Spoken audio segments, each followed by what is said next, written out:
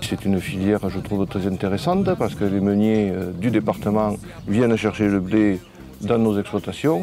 Donc déjà, ça élimine le transport. Le gros avantage de cette filière, c'est que les meuniers du département se sont rendus compte qu'on faisait du blé ici tout à fait capable de faire du pain, quoi. Et du coup, ils en prennent un peu plus dans le département et ça évite pas mal de transport. Au niveau du stockage, c'est de ne pas mettre d'insecticides de stockage dans le blé et on traite les insectes par le froid. C'est-à-dire quand on récolte le blé, on le récolte à la température extérieure au moment de la récolte, souvent autour de 30 degrés. Le premier objectif, c'est de descendre en dessous de 20 degrés, le plus près possible de la récolte. Et après, quand il arrive les premiers froids au mois de septembre, on le descend autour de 15 degrés, entre 10 et 15 degrés. Et après, au moment des premières gelées, on le met en dessous de 10 degrés. Ça évite la prolifération des insectes et du coup, on n'utilise pas d'insecticides. Todas as pessoas fazem parte do meu coração. Se a prosa não te deu motivos pra viver, deixa o resto com o incerto. Se seu rumo não te deixa, não te deixa. Je suis en présence de mon grand-père, mon père et Thierry.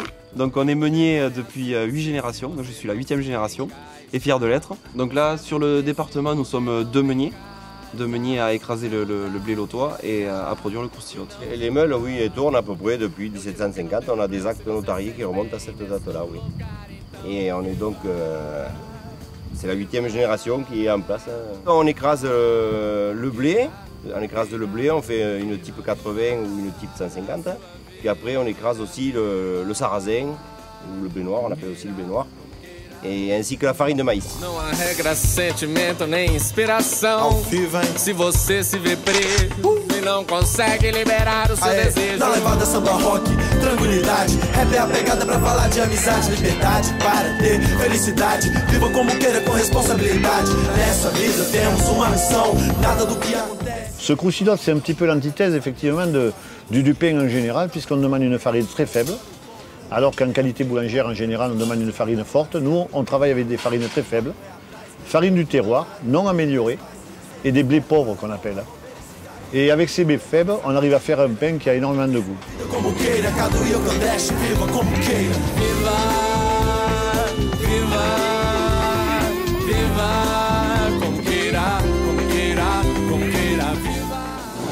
Notre signature, vous voyez, c'est des billes de blé, vous voyez. Une tranche au milieu, 4 coups de lame sur le côté. Voilà, le grain de blé représente la prospérité puisque les flèches du blé sont vers le ciel. Voilà, donc croustillote, c'est la prospérité. C'est la conservation de savoir-faire. Le magret de canard, le fromage, la tome de cajar, le rocamadour, tous ces produits qu'on trouve, la noix, on trouve aussi du pruneau dans le Lot. Et bien, tout ça, vous mangez ça avec le pain, le croustillote, c'est extraordinaire. Voilà. C'est vraiment, ça exauce complètement les goûts, voilà. Mais le pain peut très bien se manger avec rien. Le croustillote, c'est un pain qui peut manger avec rien. Je connais plein de personnes qui mangent le pain sans rien du tout. Avec du miel, par exemple. C'est extraordinaire comme produit. Voilà. C'est très goûteux.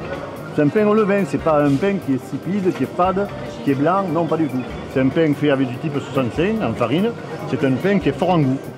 La qualité de ce pain, son côté gustatif, doit permettre aux professionnels de ce département de pouvoir exporter ce produit exceptionnel au niveau de la région et au-delà, au niveau de la France entière.